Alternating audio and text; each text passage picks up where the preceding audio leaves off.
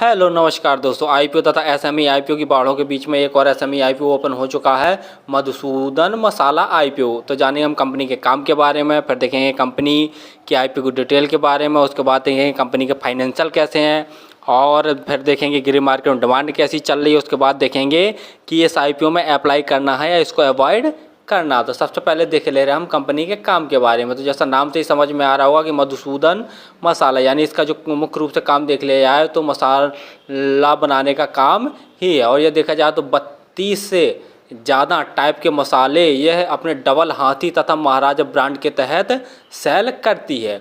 यानी इसके दो ब्रांड डबल हाथी और महाराजा ब्रांड से अपने मसालों को सेल करती है। कंपनी देखा जाए तो मसालों के साथ साथ में चाय और जो ग्रोसरी प्रोडक्ट हुए, जैसे देख लिया जाए कि आटा हुआ, पापड़ हुआ, सोया प्रोडक्ट्स, हींग, अचार मसाला, और जो नमक जैसा जानते ही होंगे कि ब्लैक सॉल्ट पाउडर नमक हुआ, और भी देख लिया जाए तो कस्तूरी मेथी। तो इस प्रकार के प्रोडक्ट को भी यह डबल हाथी ब्रांड के तहत बेचती है। और साथ में देख लिया जाए तो यह सोया प्रोडक्ट हुआ, रॉक सॉल्ट हुआ, ब्लैक सॉल्ट हुआ, तो इसको भी यह डबल हाथी ब्रांड से बेचती है। और मधुसूदन मसाला ने अपने प्रोडक्ट को दो सेगमेंट में बांट दिया। पहला ग्राउंड स्पाइसेस अर्थात जो पिसे हुए मसाले हैं, इसमें देख लिया जाए तो जो चिली पाउडर यानी मिर्च पाउडर, टर्मरिक पाउडर अर्थात जो हल्दी पाउडर है, उसके बाद कोरिएंडर पाउडर यानी धनिया पाउडर है। तो इस प्रकार के पाउडर्स को यह सेल करती है ब्रांड के तहत। एक तो बता ही दिया हमने, दो ब्रांड हैं इसके, डबल हाथी और महाराजा ब्रांड के तहत। और जो दूसरा इनका सेगमेंट है वह ब्लेंड स्पाइसेस यानी मिश्रण करके भी ये मसालों को सेल करती है। जैसा देख लिया जाए तो गरम मसाला, टी मसाला, छोले मसाला, सांभर मसाला, पाव भाजी मसाला, पानी पूरी मसाला, सब्जी मसाला, किचन किंग मसाला, किचन मसाला, मीट मसाला, उसके बाद देख लिया जाए तो चाट मसाला, बटर मिल्क मसाला, और भी देख लिया जाए तो कई प्रकार के मसालों का निर्माण करते हैं। यानी देख लिया जाए तो मुख्य रूप से इसका जो काम है मसालों का निर्माण करना तथा उनको दो ब्रांड यानी डबल हाथी और महाराजा ब्रांड के तहत सेल करना है। चलिए अब देख ले रहे हम आईपीओ की डिटेल के बारे में।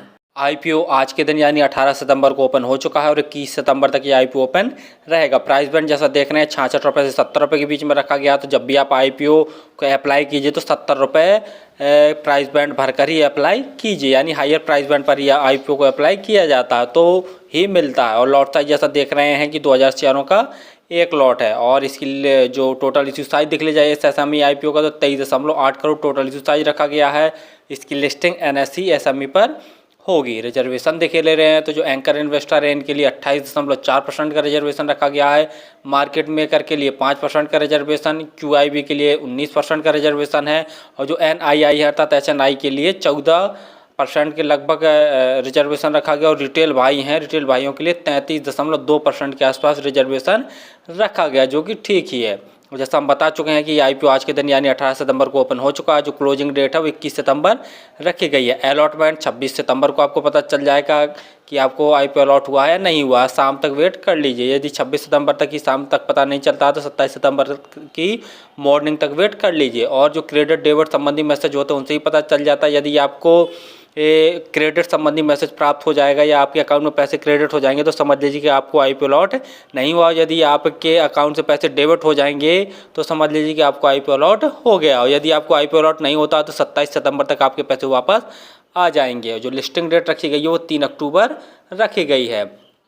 और रिटेल कैटेगरी में यदि आप एक लॉट अप्लाई करना चाहते हैं तो उसके लिए लगभग आपको 1,40,000 रुपये खर्च करने पड़ेंगे। रिटेल कैटेगरी में मैक्सिमम आप एक ही लॉट अप्लाई कर सकते हैं।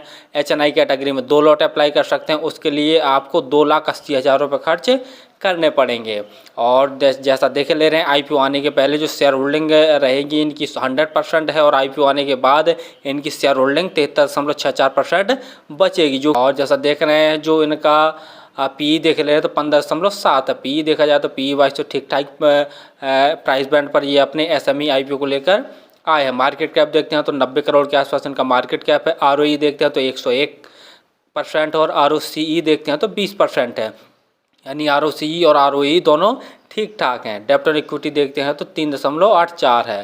फाइनेंशियल देखने से पहले आप हमारे चैनल को तो सब्सक्राइब कर लें ताकि आपको समय समय पर शेयर मार्केट संबंधी जानकारी, आईपीओ संबंधी जानकारी तथा एसएमई आईपीओ संबंधी जानकारी मिलती रहे। तो जैसा देख रहे हैं हमने फाइनेंशियल ओपन कर लिए, जो एसेट्स हैं साल साल लगातार बढ़ रहे हैं और जो ऑल अमाउंट्स हैं लैक्स में दिए हुए हैं। रेवेन्यू की बात करें तो मार्च 2021 में कंपनी का रेवेन्यू 6,875 लाख का था। मार्च 2022 में टोटल रेवेन्यू में थोड़ा सा गिरावट देखने को मिली, 6,651 करोड़ का टोटल रेवेन्यू रहा और मार्च 2023 में बम्पर ग्रोथ देखने को मिला, 12,750 लाख का टोटल रेवेन्यू हो गया। और प्रॉफिट आफ्टर टैक्स देख ले तो मार्च 2021 में लगभग 44 लाख के आसपास कंपनी को प्रॉफिट हुआ था। मार्च 2022 में देखा जाए तो लगभग 81 लाख के आसपास प्रॉफिट हुआ था।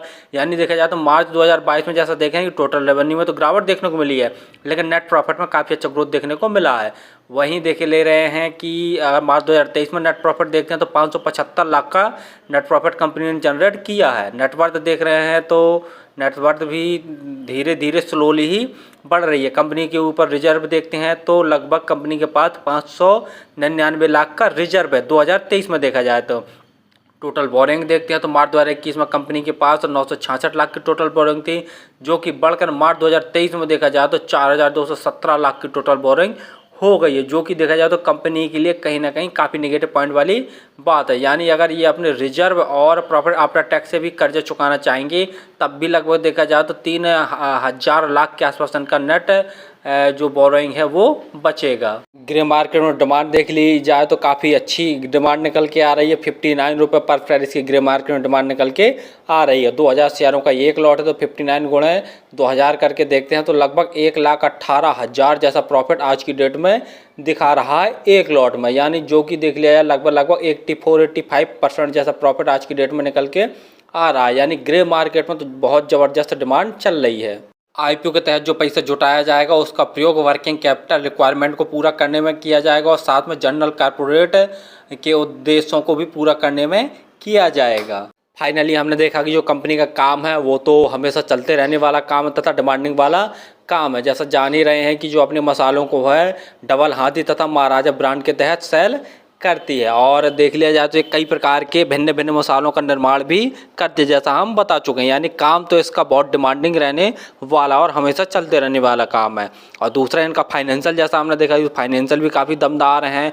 बस निगेटिव पॉइंट वाली बात यही है कि हल्का से इसके ऊपर बोरिंग थोड़ी सी ज़्यादा, बाकी इसके फाइनेंशियल में तो साल साल ग्रोथ देखने को मिल रही है और प्रॉफिट आफ्टर टैक्स में भी काफ़ी बम्पर ग्रोथ देखने को मिल रही है। तीसरा पॉइंट देख ले रहे हैं तो ग्रे मार्केट में डिमांड है वो भी बहुत ज़बरदस्त चल रही है। लगभग 84% जैसा प्रॉफिट आज की डेट में दिखा रहा है, जो कि लगभग 1,18,000 जैसा प्रॉफिट पर लॉट निकल के आ रहा है। यानी ग्रे मार्केट में भी डिमांड बहुत ज़बरदस्त चल रही है। तो फिलहाल मैं तो इस एसएमई आईपीओ में अप्लाई करूंगा और अगर आप किसी भी आईपीओ या एसएमई आईपीओ में अप्लाई करें तो एक बार स्वयं का एनालिसिस जरूर कर लिया करें या आपके जो फंडामेंटल एडवाइज़र हैं उनसे सलाह जरूर ले लिया करें। धन्यवाद।